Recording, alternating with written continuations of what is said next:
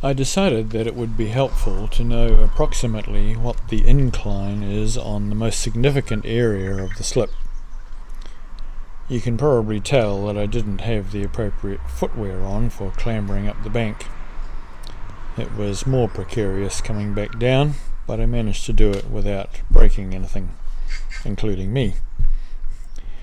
We really do not know when the insurers are going to come back to us, but we aren't expecting anything for at least another 6 weeks. We have decided that we just need to get on with this lower part at least. This decision is in part because I don't believe EQC will provide or contribute to this in any way, and in part because once this wall is in, we may be able to have the yellow sticker removed from the house above it. No guarantees. Even with making a start now, it's unlikely that the work will start for 2 or 3 months. Good afternoon. Today has not been a productive day as far as building the fence is concerned. I have had a few other things to do today, including a B&B to clean, but also some other paperwork, I guess you still call it administrative tasks. There we go. This morning the builder came, the one to whom I'm looking to do retaining walls and things, and after some discussion we came to the mutual agreement that it's not really going to work to try and do all of this retaining with walls that are 1.5 meters high. The reason for that is because of the slope. You will have seen me getting a quick indication of how much slope there is on the slip, and it's about 40 degrees, but because this bottom piece is a lot steeper than that down here, what we decided was that most likely we will need to put a 2-meter high wall at the bottom end here that will run from all the way down there, all the way through here, and probably all the way up to just this side of where that tree is. So this is just to give you some perspective of how high 2 meters is going to be. So I'm holding my phone at about 2 meters and the GoPro camera is sitting at about 2 meters. So that will obviously then go downhill as we head down the bottom. So if I hold the... Sorry, this is going to be a bit jiggly because it's on the phone. But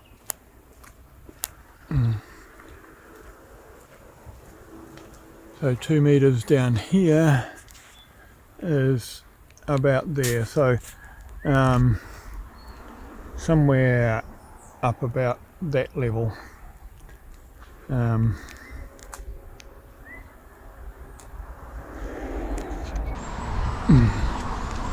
That's a fair old length of wall, and yes, it's going to be expensive, but we have to do it. And he has an engineer that he usually works with, so he's going to go and have a chat to him and hopefully get him to come have a look, and then we'll go from there. So it will need to be an engineered wall because it will be higher than 1.5 meters. And we'll also have a look at the top wall and see what we're best to do there. We may be best that part of that is also more than 1.5, it just might be a lot cleaner. So yeah, that's kind of small steps and a lot of work ahead. Alright, that's a bit of an update on where this remedial work is up to. We'll go and carry on with other things.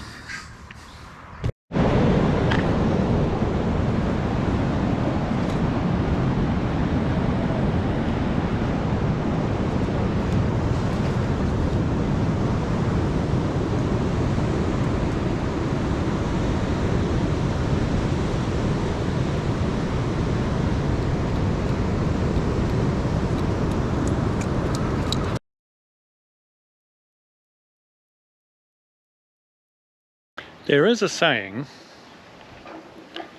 procrastinators of the world unite. Maybe tomorrow. But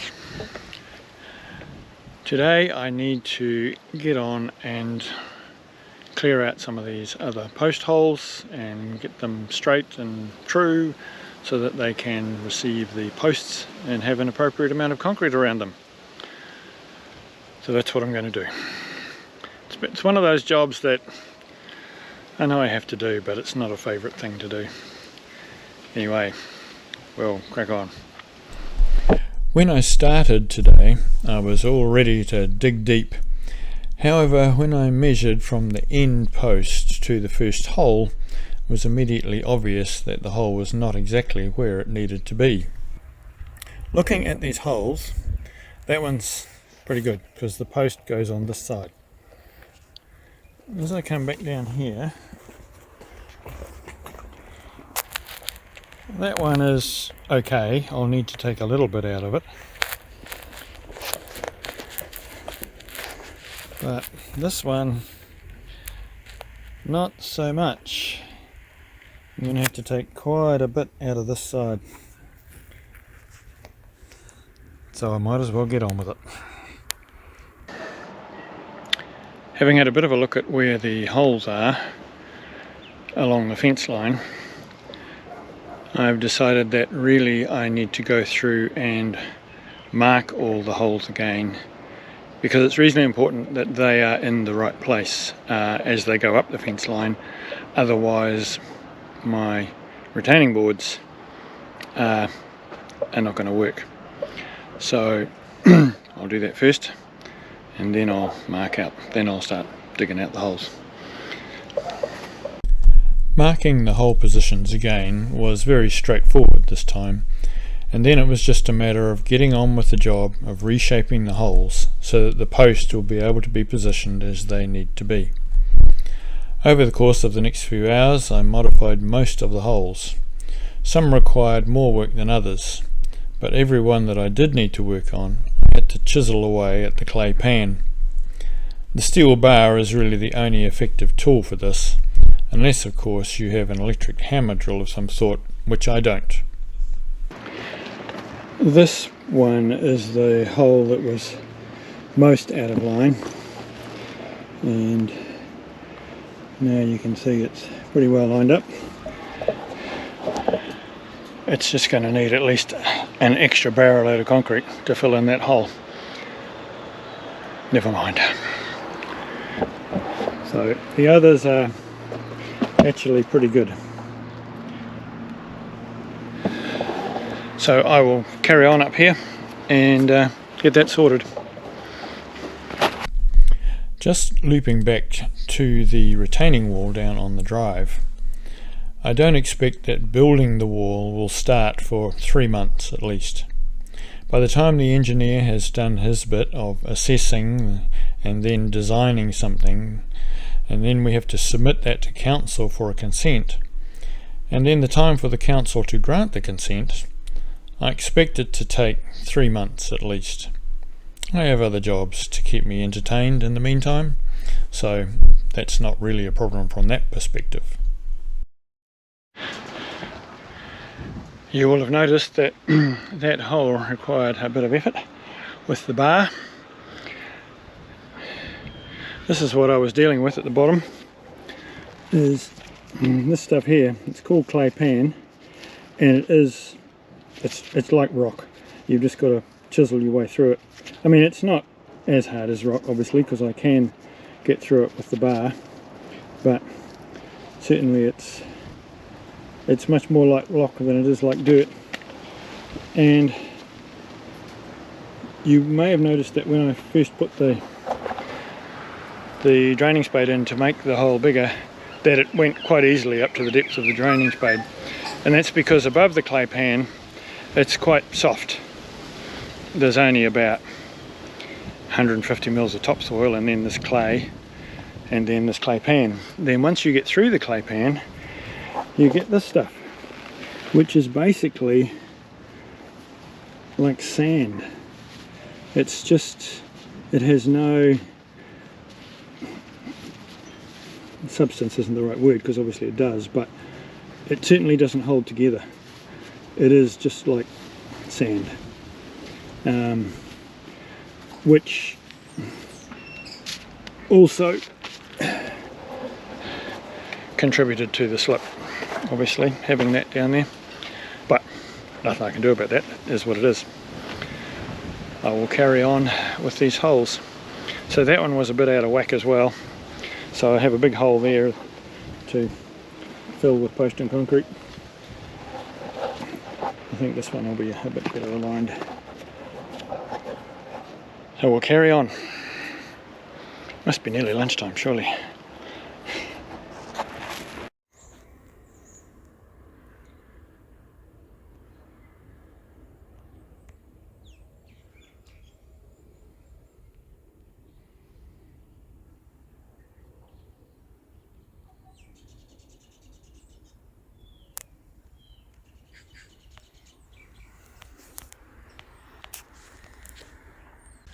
I am down in the workshop, as you can see. The other day I had a discussion with Kathy about whether we should actually purchase a generator.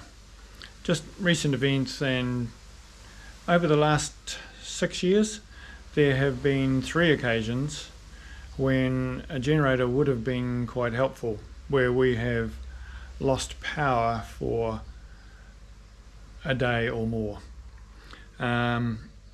And so the company locally that I deal with, actually the one that I bought the chipper from, they had brought in, if you like, quite a number of generators immediately post the cyclone, and they still have them, some almost 3 months later, because once the power came on, for the most part, people stopped buying them. Obviously there are still areas in Hawke's Bay that are probably still reliant on generators to some extent, but for the most part that's not the case. So the company decided they were going to sell off the generators at a discounted price, and so I have purchased one, and this is it here. So it is, I say only 2000 watt, but 2000 watt will run the essentials like the fridge, freezer and the internet and things like that. Certainly won't run a heater of any significance, but that's probably not what we have bought it for. So I'll just run through things a little bit with it. So first off, it actually has a handle much like a trolley case and wheels, so that you can stand it up and move it around more easily. So reasonably obvious things: fuel cap, this is a little compartment, the spark plug's in there, the air filter for the engine is in there, and this is where you put oil in it. Now it's got all of this casing around it, obviously, to make it quieter.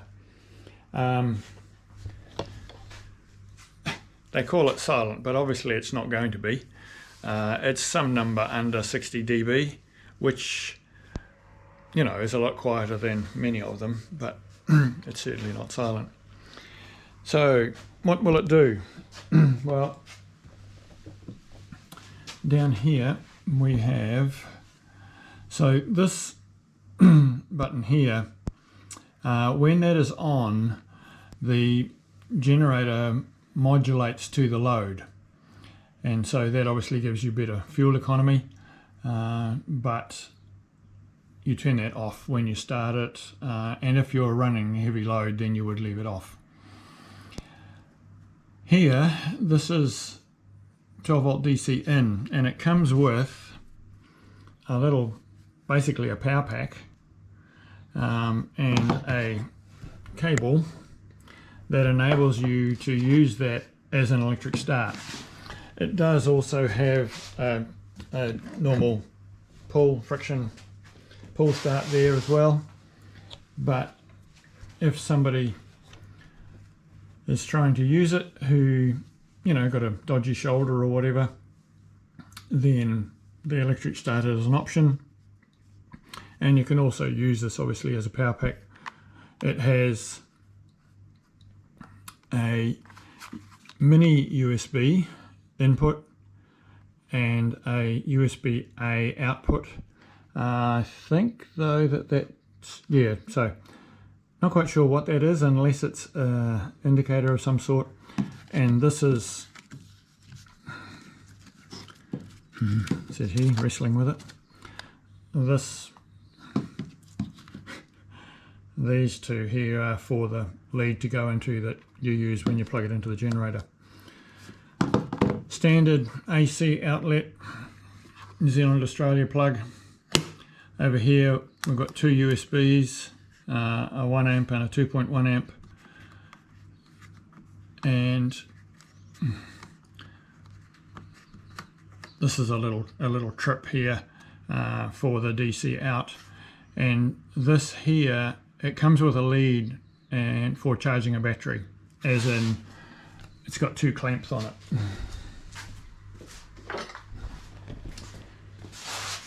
Vis-a-vis this fella here. So that plugs in and then you can charge a battery if you want to. And these are some parallel outputs. So I haven't quite figured that out yet, but I assume that's 240, but yes, I know what that's for. So you can actually run these machines in parallel, so you could have another one next to it to increase the overall output. So what would happen is the power from the other one would come to this one and then you'd come out here or whatever. This is your basically off on choke thing. So pretty straightforward, pretty easy to use, I would think. And so just to make sure I understand it all, I'm going to fire it up today.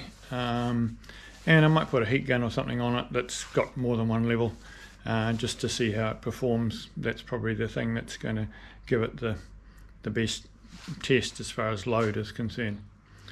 So just want to make sure I know how to use it before I really need to use it. So in that vein of needing to use it, I am actually probably going to give it to one of our neighbours later this month. We now have the rerouting of the power cable organised, so that will start with the boring machine and the conduit going in on the 30th of May, the electrician putting the cable in on the 31st of May, and then on 1st of June the lines company will come and the electrician will come and do the necessary bits to connect everything and disconnect, well, to disconnect some bits and then connect some bits.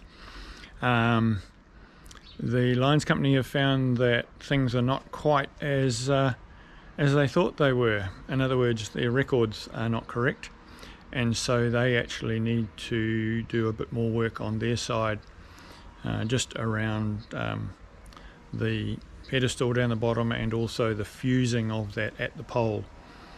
Currently it does not have fuses at the pole, but their records say that it does, so they want to rectify that as well. Interestingly, it's actually a friend of mine that's looking after it all, so that's just the way it's landed. Okay, so I will carry on with this and we'll get this generator going. I carefully placed the generator on the mostly level bit of concrete outside the workshop door. What I didn't think about was the fact that the exhaust on the generator is at the rear, and therefore it pumped all the fumes straight into the workshop. Not such a great plan. In that light, I had an interesting conversation with the lady at the place where I bought it from, and she told me in the days immediately after the cyclone that they had a lot of people coming in to buy generators who had little clue as to how it should be used. Their ears went up when one customer seemed to be saying that they were going to use the generator inside. So they asked her how she planned to use it.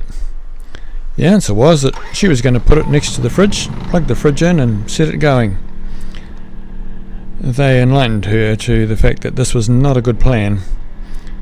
After that experience, they made sure that everyone they sold them to understood the dangers.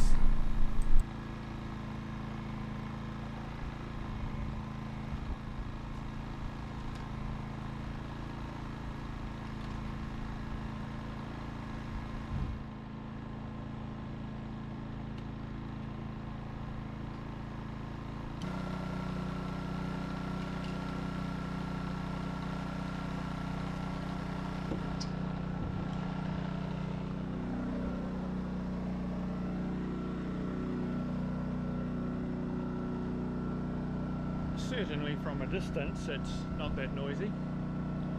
I imagine if it was going all night next to the neighbour they might object, but yeah.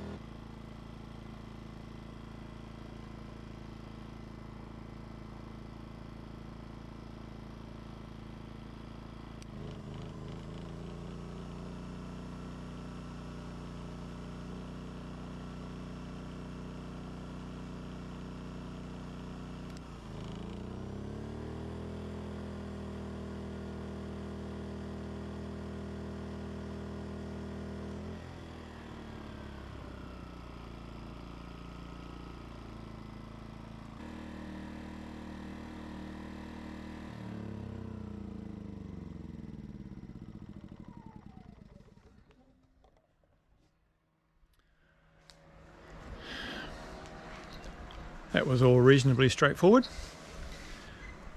I'm pretty happy with that. You will have seen that the heat gun has two settings, and when I put it onto the higher setting, initially the little red light came on the generator.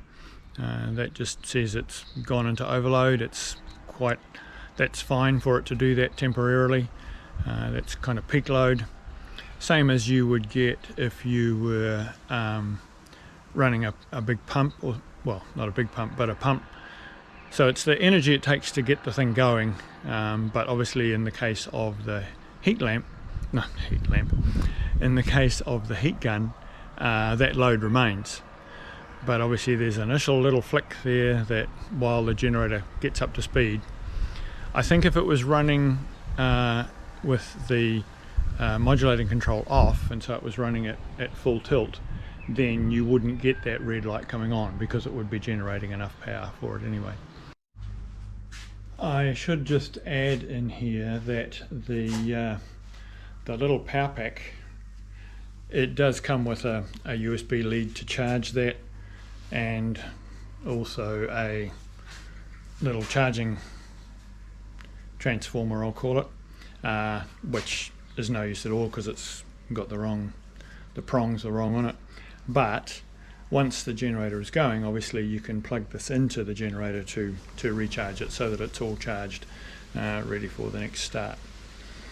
I will actually, now that it's warm, cheating really, but I will just try starting it by hand to see how difficult that is. I'm not expecting it to be difficult at all, but it's just worth checking.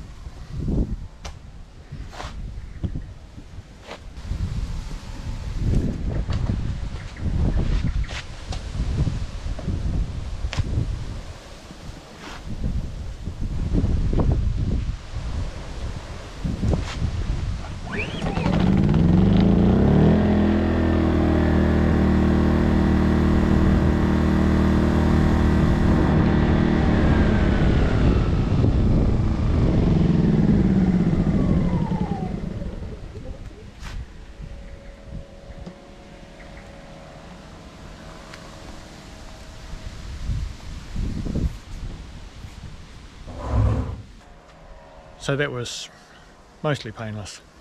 My right shoulder isn't that great, which is why I went for the electric start one. So that is probably what I will usually use. But if somebody else borrows it, then they can do whatever they like. Okay, that's it. See you later.